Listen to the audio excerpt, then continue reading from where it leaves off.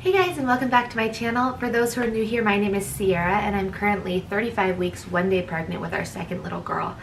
So the due date is coming up, only 4 weeks, 6 days left until September 23rd. So we're extremely excited. But today I'm going to update you guys on my 34th week of pregnancy and the symptoms that I had. Because it was just 1 week, I don't have too many symptoms that I wrote down or things that occurred, but there are still a few that were a little bit different this week than other weeks.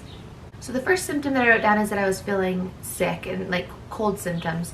And it was one day that I woke up and I felt terrible. I don't think I had a fever, but it was pretty low grade. It was like 98.5 at one point during the day, I think. And for me, that tends to be a higher temperature than typical. And so I wasn't feeling very good. My daughter hasn't been feeling so good either. So I think it might be a bug going around our house. My husband hasn't felt super good, and so it might just be a bug going around. But I really did not feel good that day. And the next symptom that I wrote down is fatigue. And for those who haven't seen my videos, I have chronic fatigue syndrome, and so fatigue is a pretty common thing that I feel, or symptom that I feel if I'm pregnant or not, but especially being pregnant. When I'm not pregnant, it's mostly during flare-ups that I'm feeling it, but being pregnant, it's like a constant flare-up. So fatigue isn't that weird for me.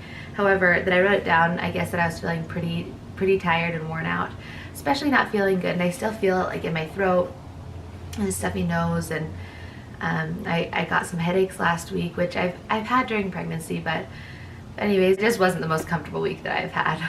So last Thursday, our air conditioning broke.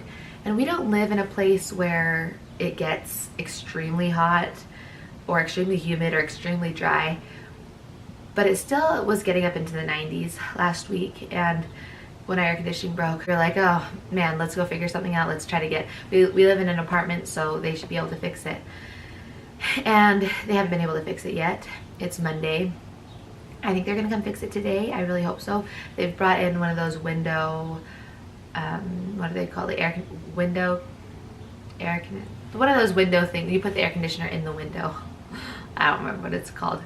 Anyways, and that makes the room cold, and we've had to put fan after fan in order to get into Maeve's room because it was so hot in her room that her monitor was beeping, and so it has not been the most pleasant temperature in our house.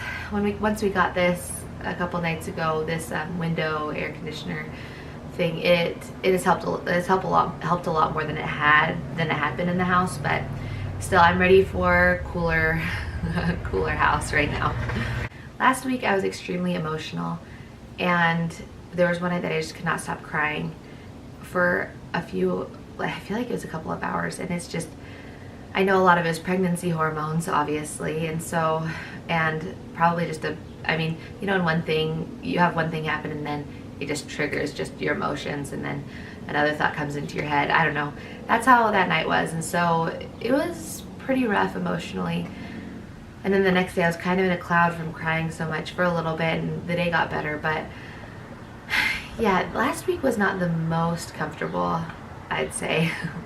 I wrote this down for week 34, but it's been happening for a few weeks now. I've been extremely sweaty, and I'm not like a sweaty, like to wipe sweat from my forehead or my upper lip or something. I mean, if I'm like playing sports or if I'm exercising or something, of course. But this happens when I put me to sleep sometimes, or I don't know, in a lot of different situations this can happen. And I totally think it's pregnancy hormones, because I'm not a very, like, I sweat like a typical person, but I'm not a super sweaty person, so that I'm just like sweating has been kind of weird to me. I've also been pretty crampy this past week, and not just Braxton Hicks. I've had them, and they've been kind of, they haven't been as bad as previous weeks, but they've still been present, and they've started to hurt a little bit more than I think week 33, if I remember right. But now I'm feeling more crampy, like period cramps, like even in my legs. And so that's kind of weird. I go to my doctor's appointment tomorrow, and I'm not sure if she's going to check me or if she'll, or what's going to really happen. And I'll be 35 weeks, 2 days. And so I'm anxious to see what happens at the appointment and what she says about that. Talking about that appointment, I'm going to bring this up with her too, I think, but with chronic fatigue, it's not something that has a cure yet or has a specific reasoning behind it. But a couple of updates ago, I talked about that pain in my upper left part of my abdomen. And my sister-in-law has been living in Tahiti for the past year and a half, about serving a mission for the Church of Jesus Christ of Latter-day Saints. And she is coming home this week. She's done with her mission, but she contracted mono.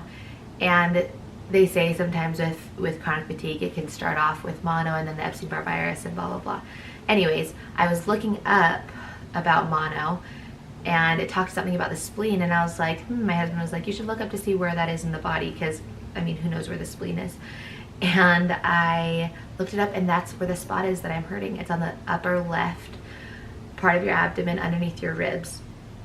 And so I think that I was super excited. I mean, he's like, you should call your mom. I called my mom and I told her. And anyways, I mean, this doesn't have too much to do with pregnancy, but I talked about it, that especially during pregnancy, it starts to be a little bit more painful. I think it's because my spleen is pushed up, or she's pushed against it, or kicking it, or maybe not kicking it, but there's at least more pressure on it. And so I'm gonna get that looked at sometime, I hope. And anyways, I'm just super excited about it. So if you have that pain up there, or if you're wondering, it could be your spleen. Our bodies are so amazing, but it's also funny to feel those different pains, those different jolts of discomfort from having a baby in there, because it really does squish your organs so much.